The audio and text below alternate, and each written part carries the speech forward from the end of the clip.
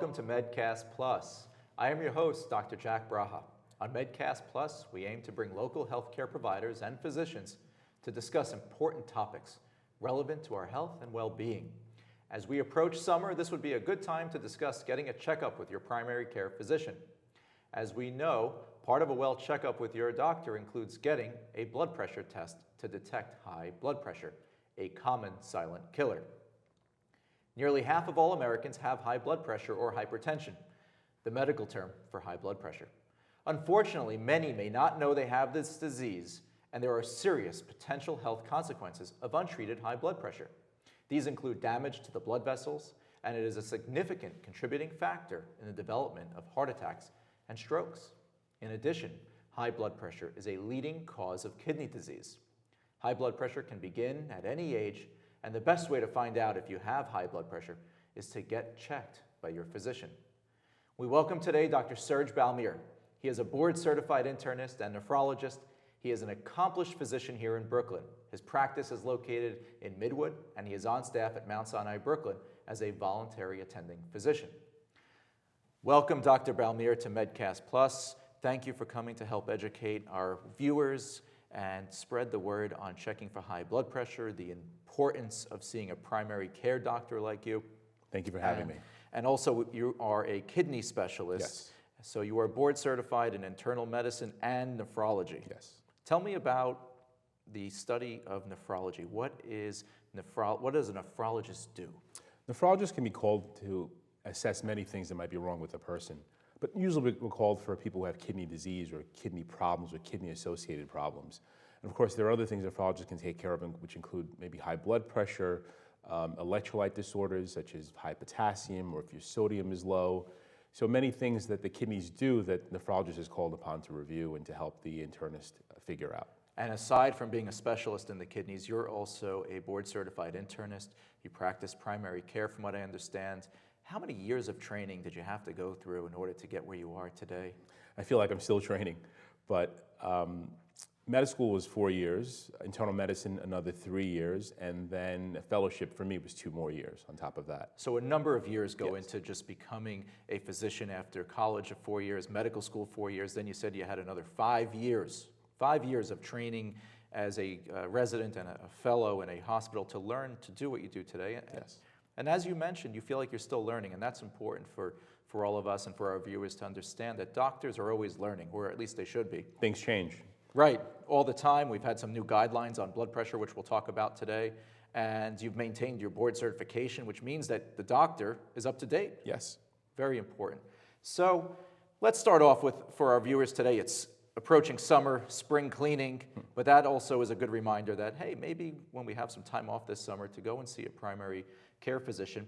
And for people who haven't seen a doctor in a long time and they feel fine at home, they don't think they have any medical problems, why is it important to get a well checkup with their doctor? Oh, many things out there, that many diseases, you may not know that you have them. Some things, there are no symptoms initially. And if you do have symptoms, you're probably already late to the game.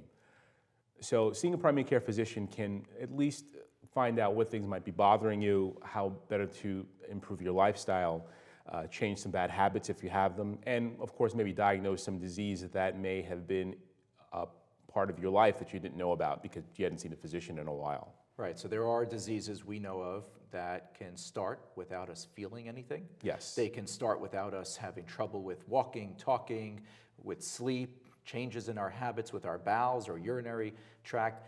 Certain diseases just start off silently, and finding them early is important. So when you see a patient for the first time and you're searching out for some of these silent diseases, silent killers, what are you looking for the first time you meet with a patient for a well visit? Simply just general questions. How are you feeling? You sleep well?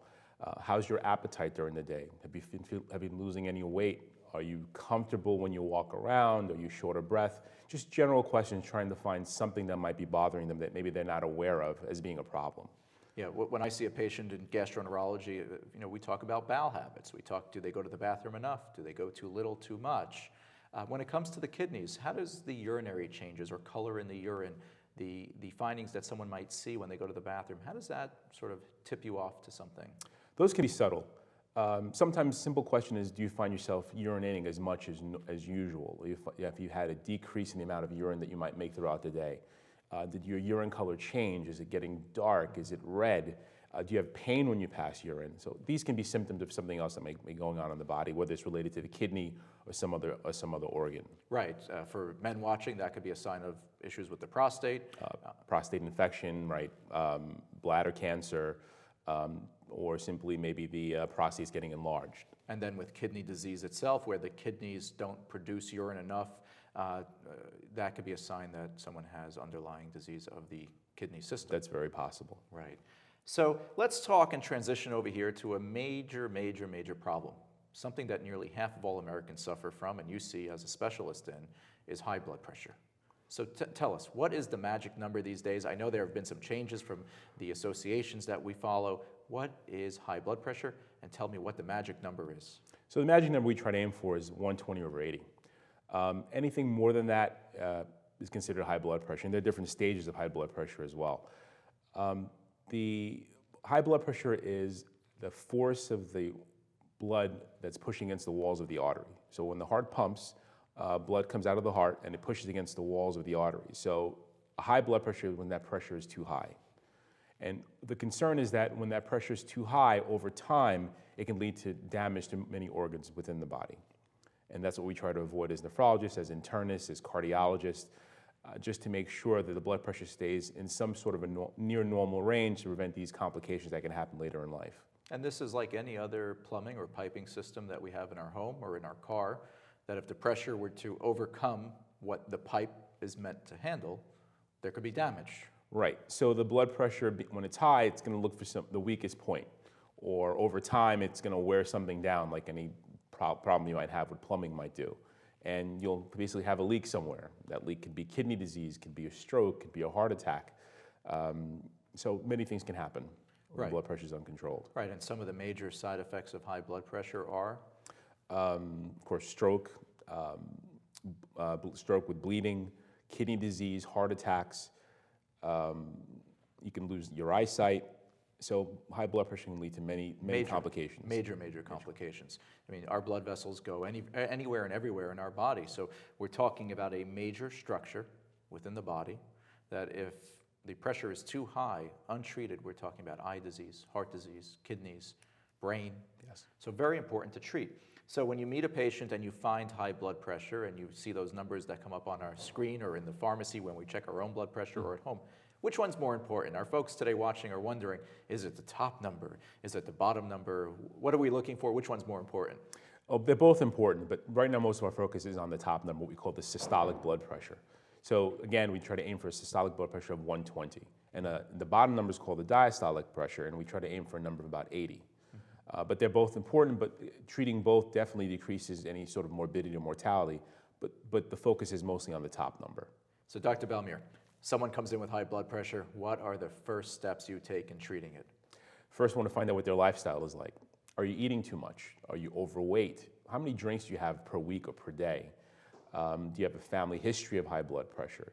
Are you taking any sort of illicit drugs? Is there something in your day that's causing you to have a lot of stress? So those are the usual things that I start with. And give them a trial sometimes if the blood pressure is not too critical. Give them a trial sometimes of trying to address those social issues or those dietary habits. Bring them back for a follow-up, and if it's still high, then maybe have to decide on using some medication. So folks who have high blood pressure that are watching today, there are options beyond medications or prior to medications. So things that we do in our life like smoking. How about coffee? Do you think coffee affects us, or stimulants that people take? It is possible that coffee can affect blood pressure, again, in moderation. So if someone's drinking multiple cups of coffee a day, it is possible that caffeine can increase blood pressure or make them feel like their blood pressure is high. And smoking can play a role? Smoking in general should be avoided. It affects all aspects of the body. Smoking affects the heart, affects blood vessels, affects the kidney.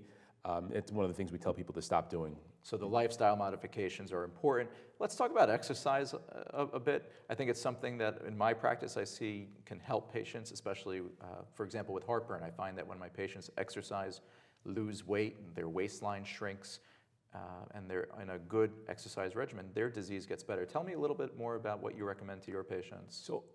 Hoping that the patient's healthy enough to do some exercise, because sometimes some patients have issues that just walking. But if you're able to, 30 minutes a day of light exercise is good for maintaining weight, using up extra calories, maintaining blood pressure. If you have diabetes, it may help also help with some control with the diabetes along with the medications that they're taking.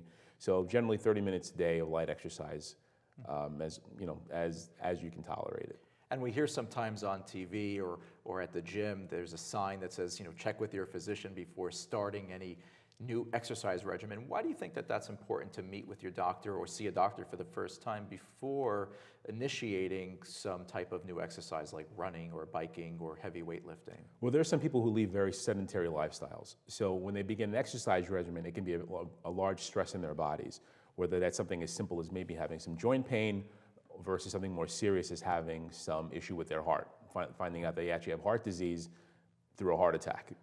So the first time they go to the gym and think, this is the greatest thing I'm going to start in my life, a new exercise regimen, and bam, they can suffer some chest pain or even a heart attack. So it's important to... Right. Now, if you were going to see someone for the first time who says, hey, I'm looking to get started with exercise, do you do a stress test? What tests are you doing? Do you check an EKG, an echocardiogram, blood testing? What would you think of doing? Well, first I try to ask them, what type of exercise do you plan on doing? You're planning on just hitting the treadmill for half an hour versus trying to run a marathon for the first time. Then I try to assess, what their family history might be. Do they have heart disease in their family? Who may have died from heart disease? And depending how old they are, I'll decide whether I will do some further testing versus just tell them to start light. Get back to me if there's any issues or you feel faint at all during your exercise regimen. Right. So we talk about blood pressure and how we can help with diet, how we can help with exercise. Let's talk about what happens now when someone comes back to you and even by losing weight or starting to jog a bit, their blood pressure is still high. What are the next steps that you would start to take with them? Then we talk about medications. If they've done all the lifestyle modification, the blood pressure is still high, then we talk about adding agents to their daily regimen. They try to bring the blood pressure down to 120/80. Okay, so there are many, many drugs out there. Do folks need one medicine? Do they need two? Are there folks that are on multiple medications? It all depends on how high the blood pressure is when they first present. And also, sometimes ethnicity makes a difference, age makes a difference, and also if they have other problems that they may have, that some medications may not agree with them. Some medications can affect the kidney, can affect heart rate, so if someone plans on doing a marathon or running, some medications will slow the heart rate down. They may not be the best regimen for them. But some people are just not control the one medication, so they may require multiple medications despite weight loss and dietary changes. Right, and I see patients all the time who are on a number of different blood pressure medicines just to get them down to that magic number of 120/80, because we talked about the consequences: stroke, heart attacks, problems with the blood vessels where they harden and the blood supply to parts of the body could go down. But you're a kidney specialist, so let's transition a little bit from talking about blood pressure to what blood pressure can do to the kidneys. So what are some of the consequences of having high blood pressure on the kidneys? So high blood pressure affects the small vessels with the kidneys. It's hard to sort of see it, but over time this happens, and that's irreversible. So the goal is to prevent that from happening. Unfortunately, people do have high blood pressure in the United States. Many people, almost half the population, as you mentioned before. And so kidney disease is very common in the US. And many people have it, they don't know they have it because there's nothing you really feel initially. So it is very important that we keep blood pressure as near to normal as possible to prevent kidney disease in the future. So someone could be at home urinating normally, their urine looks normal, they feel fine, but if they have undetected changes in their blood pressure, they can have silently kidney disease going on. Is that correct? It's very common. There's nothing you feel, especially in the early stages. There's no necessarily any rash. There's no back pain. There's no trouble urinating. Urine looks clear. They're comfortable. And sometimes you tell them they have kidney disease, they don't believe you. Right, so someone comes to your office for the first time, you draw some tests. What are these? How do you detect kidney disease? What kind of tests have to be done? So basic chemistry is what we look at, something called the BUN, something called the creatinine. And those numbers, if they're elevated, imply something else is going on with the kidneys, something that requires some further investigation. And many times it's not the nephrologist that finds us, it's usually the primary care physician, the endocrinologist, or the cardiologist. Physicians who are seeing the patients for other reasons, but the reasons they're seeing that physician, those reasons have impact on the kidney. Right. In my practice, every now and then I'll send off some blood work in order to do a CAT scan. We check the kidneys first.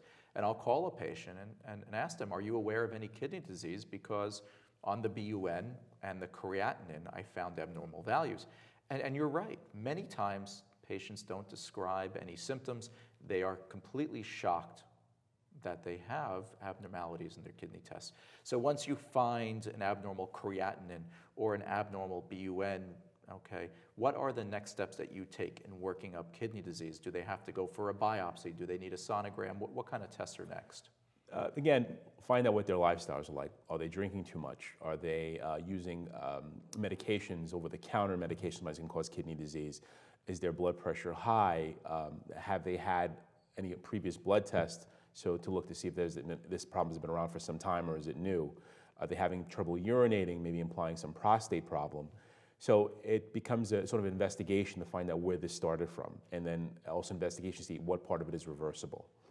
So this requires someone see a specialist who is a kidney specialist, because it may be a number Yes. of different things causing it. And it could even be medicines, supplements, vitamins. Do you find that people are taking things sometimes that could affect the kidney that aren't prescribed to them? Yes, these things are not regulated, and yet they can have side effects. They're not necessarily benign products, because some of them do have effects on the body, and they can also interact with other medications. So even when you come to your primary care physician and say, I'm taking all these herbs and substances, sometimes the physician has to look these things up. And most of the time, because it's not well studied, it's hard to say what can hurt you, what won't hurt you. Some things are better known than others. But either way, it's always good to speak to your physician about what you're taking, anything that you're taking, because some medications will interact with these herbs and supplements that you think may be just natural and benign. Right. The difference between what we find in a health food store or in a supermarket on the shelf that is a quote-unquote natural or herbal product, the difference between this and a medication is that the Food and Drug Administration, the FDA, has rigorously gone through these medications to know how they work, why they work, what their side effects could be, how they interact. And the difference here is that with the supplements, they are not put through this rigorous study. And some of these herbs and supplements are sometimes the base for some medications that we use. That's correct. Up to 50% of the drugs that are out there that have been produced over the last few decades have come in some way or form from nature, just safely harnessed and used by us. And tested. Right? And tested, right. But what you want our viewers to know is that they could affect the kidney or interact with the medicines you're giving them. It's important. I tell my patients all the time, please bring me a list of the food supplements that you're taking, the dietary supplements, and your medicines, because we can look them up and try to figure out if there's any potential. Yeah, simple medication like ibuprofen, taken every day by everyone. And in your practice, I'm sure you see people coming in with ulcers and bleeding from this medication. On my side, it can cause high blood pressure. It can lead to people having swelling, retaining water. So there are a lot of complications just from a simple medication. Not that it's not necessarily it's not safe to take. However, someone has to monitor you when you take them, especially over long periods of time. So even common medicines that you or I might take, and our viewers for headaches or muscle aches like ibuprofen, can have effects on blood pressure and the kidney. So it's important to discuss that as well. Right, so a patient coming in for the first time for an evaluation, what are you taking over the counter? And how often are you taking it? Why are you taking it? So let's move forward. Someone comes in with kidney disease. You try to fix what might be causing the kidney disease, or at least slow it down. What happens as the kidney disease progresses to the point where they don't work anymore? The kidneys are not functioning as they need to. They're in something called end-stage renal disease. Talk to us a little bit about what can be done next. So the kidneys regulate many things in the body. They're needed for bone health. They're needed to help produce red blood cells to keep you from becoming anemic. They regulate blood pressure, and they basically filter the waste from the body. So when the kidneys fail or don't work properly, these things build up, these other things stop happening.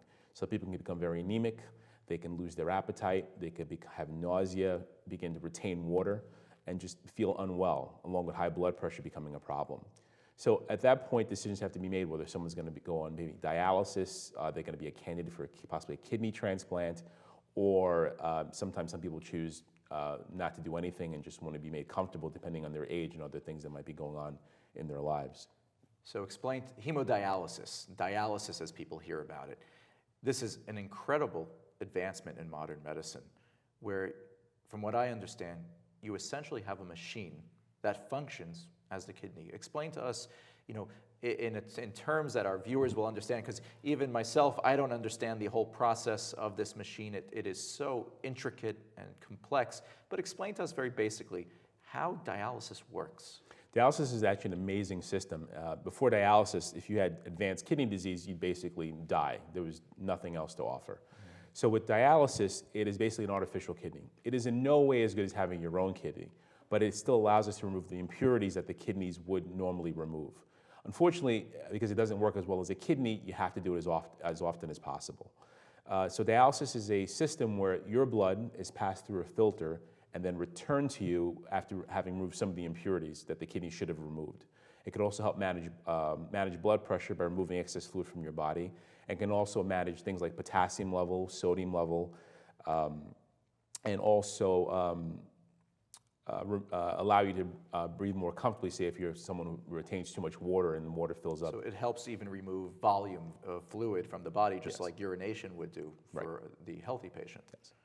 And what about toxins? I've seen patients who don't have kidney disease, but unfortunately take a medicine or too much of a medicine or chemical. It could also work in that fashion? So dialysis is given for other reasons as well. So some people take dialysis because of significant heart failure, as you said, removes volume. Other people have ingested poisons that pass through the kidney, but they're of a certain molecular weight that the kidney machine is able to remove those toxins over one or two or several treatments and basically save a patient's life. So there are certain chemicals, molecular weight meaning the size of them, that we can't get out of our bodies or can't get it out quickly enough that you can save someone's life with this machine. And how does this machine hook up to the body? So there are several ways. So you can hook it up through a catheter. It's usually placed in a large vein in the body, either the internal jugular vein, the subclavian vein, or a femoral vein, which is in the groin. Sometimes these can be temporary catheters or more permanent catheters. That's not the preferred method. The preferred method is to have something in your arm called a fistula or something called a graft. And the fistula is your own body. It's a vein and artery put together to form a larger vein to allow a needle to be placed in your body to remove the fluid from your body, pass it through the machine, and return to a separate needle in the same arm. So your blood leaves the body. A catheter, for our viewers, means a type of intravenous line. Right. It's a plastic tube that we can put into the vein and into the arteries.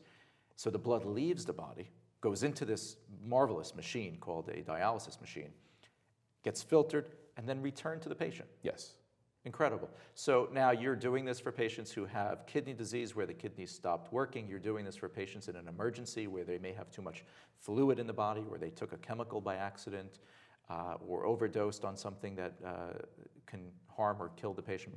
And so now they go for dialysis. How many times a week, on average, are your patients going for dialysis? So for hemodialysis, it's 3 times a week.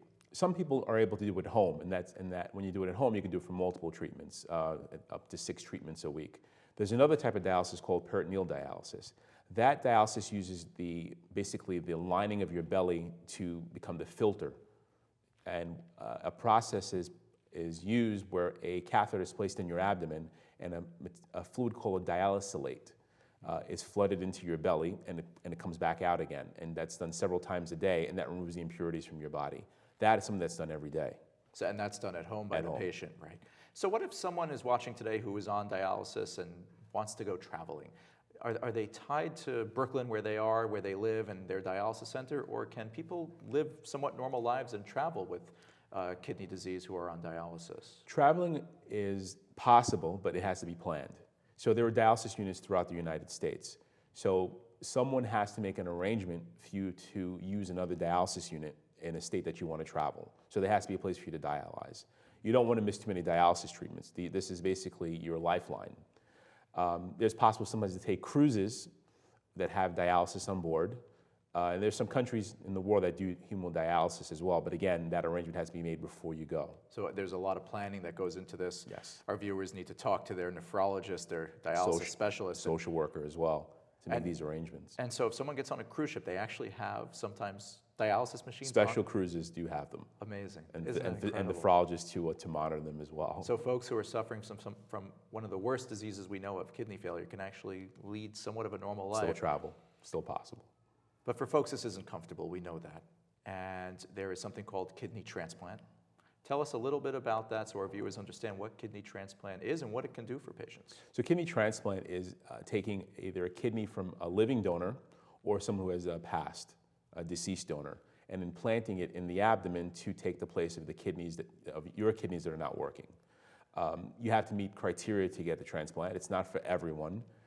You have to be a patient that's been compliant with their medication, who has some sort of social support, and of course, you don't have any terribly bad habits. Because this is a gift that you're getting. It takes a lot of effort to maintain the kidney, a lot of medications to maintain the kidney. So you have to be someone who really wants this kidney and will do everything it takes to maintain the kidney. This is a gift either from somebody who is alive, who decides that they're a match for you and are willing to donate a part of their body. So it is an incredibly special gift. Yes. Or sometimes, unfortunately, from someone who passes away, who is an organ donor, kidneys can be donated that way. And as you said, even once a kidney is transplanted, it's not cured per se. They still need to be on medications. Yes. They still need to take medications so the body doesn't reject. You're still considered as having kidney disease, and that's a lifelong diagnosis. And these medications that you take, they're every day, and they allow your body to maintain this organ that initially was not yours. But the goal is, for our viewers today, as we discussed, getting ahead of the disease, Yes. seeing a physician before you develop kidney disease, before hypertension is allowed to have its bad side effects. These are silent killers. If someone sees you quickly, early, once a year or however often it is, sees their primary care doctor, they can prevent these terrible consequences. Thank you for joining us today on Medcast Plus. We are here to help educate our viewers on different health topics. We thank Dr. Serge Balmir for joining us today. And as we discussed, high blood pressure can be a silent killer. It affects nearly half of all Americans, and left untreated can have serious health consequences. The topics discussed on our show today are for informative and educational purposes only, and it is important that you speak with your physician regarding your own health. For more information or to leave a comment or suggestion, please contact us at medcastplus.com or 718-510-2103. I'm your host, Dr. Jack Braha. Stay healthy, Brooklyn.